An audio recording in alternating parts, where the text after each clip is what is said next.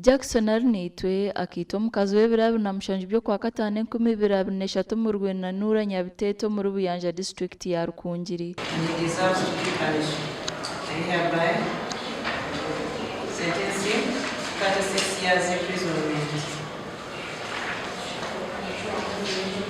Ogwabiri amare emyaka 3 arya rumanda okuseri izobo byasindika ku mare emyaka 36 kabura murro.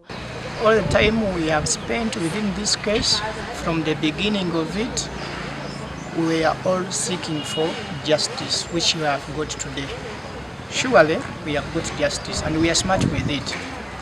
Yeah.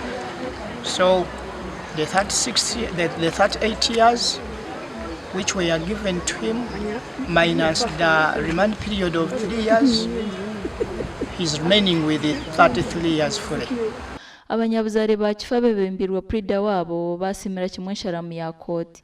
Tubetse twiro mu Kooti ntwoza nawe konka kurugirira okuyabe nayihakana ngo wetarisire muntu Kooti riza yasharamu yamukoma emyaka 36 tubonereze icyo bamusara nanye nacyakira